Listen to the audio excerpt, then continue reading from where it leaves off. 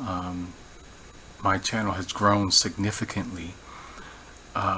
Thank you very much, Angry Prepper. Thank you very much, Van Life with Gina. Thank you very much for the shout outs from all of the channels that have helped me grow. And this is what we're going to do.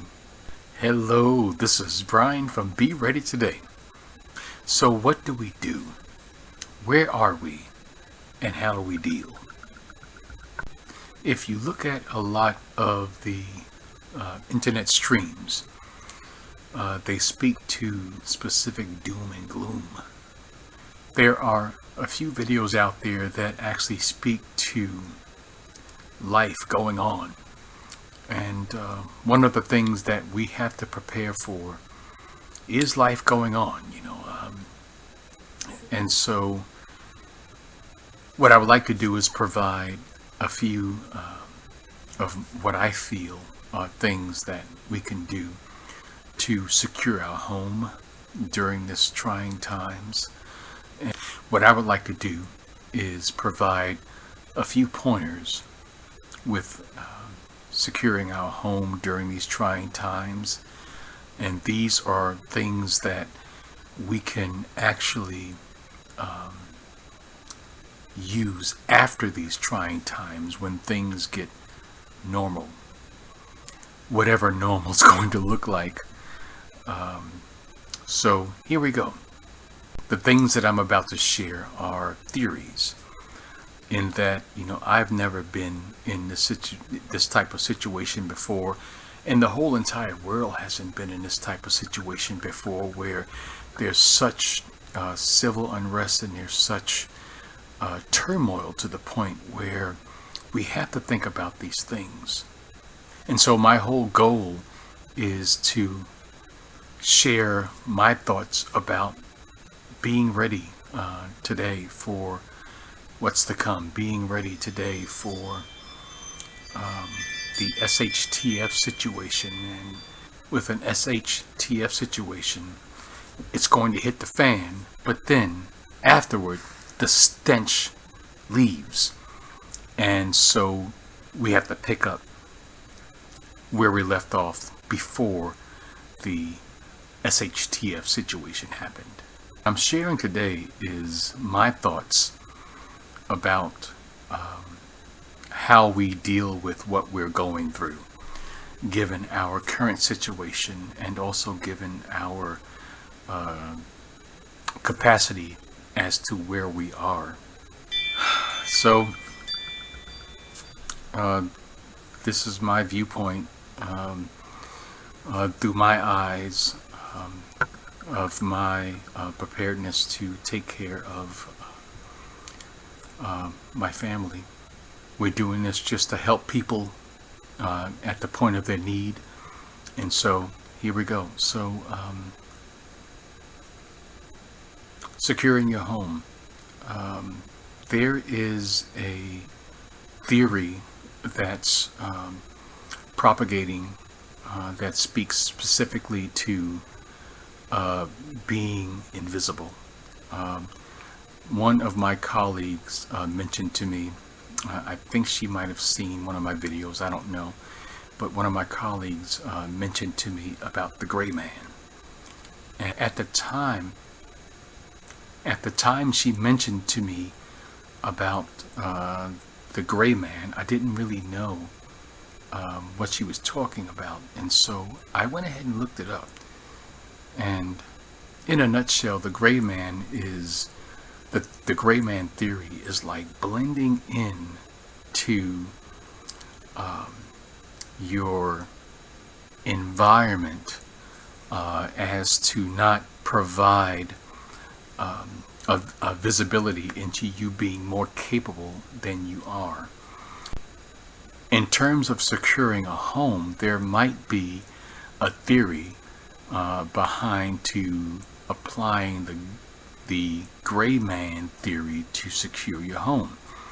And that situation would be as follows. It would be minimizing what you appear, or more specifically, minimizing your footprint as to how you can survive, such as, there a lot of times that you have and cameras around the house, and it's a situation where you are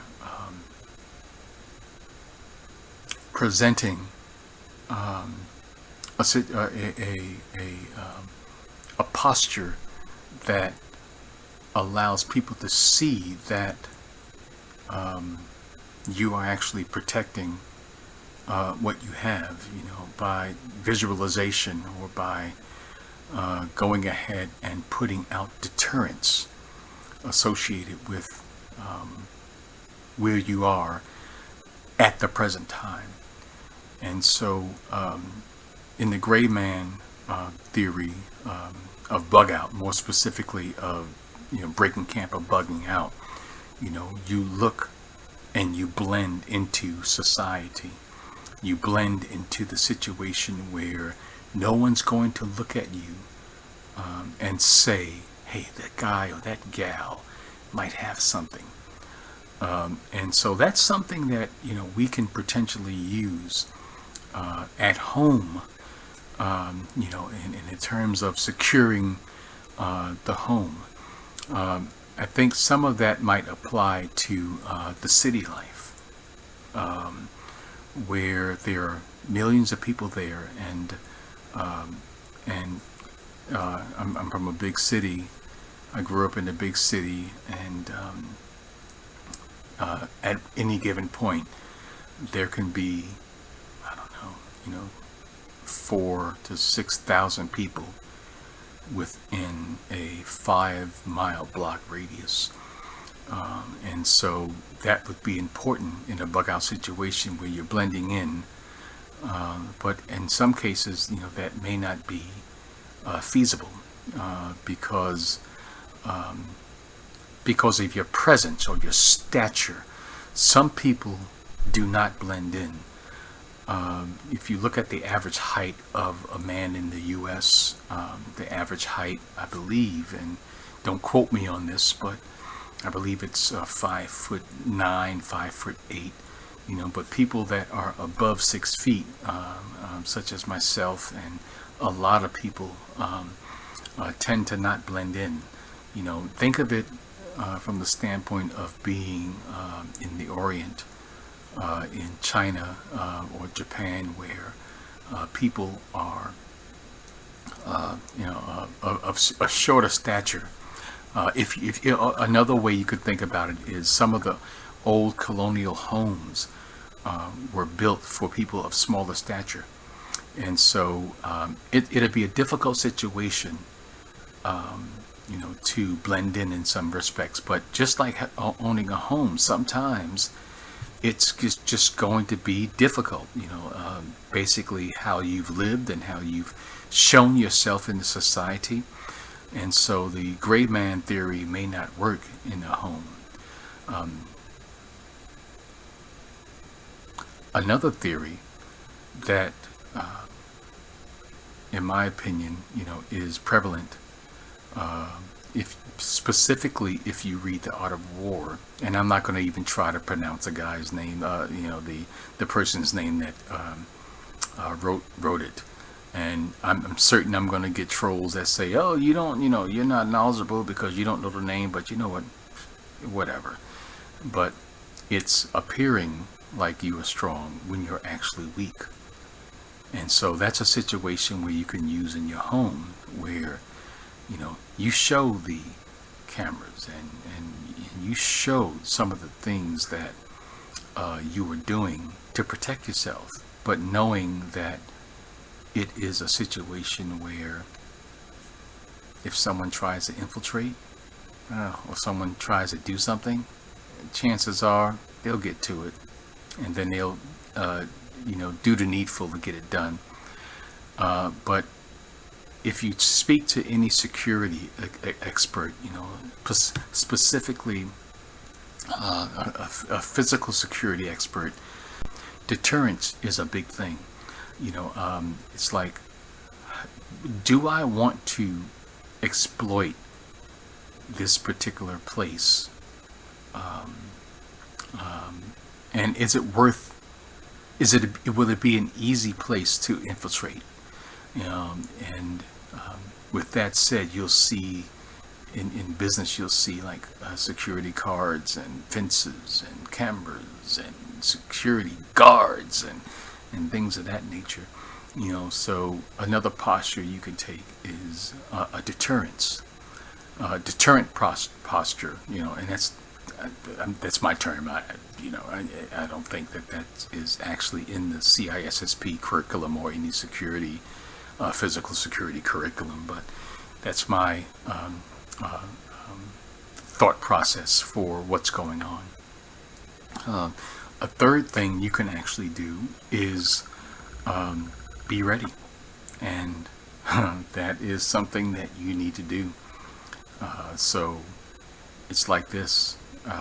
Yeah, you can gray man it, to the point at home where it's like, hey, I'm innocent and nothing here, but when the SHTF thing happens, there are going to be people that are looking to do anything and everything to survive.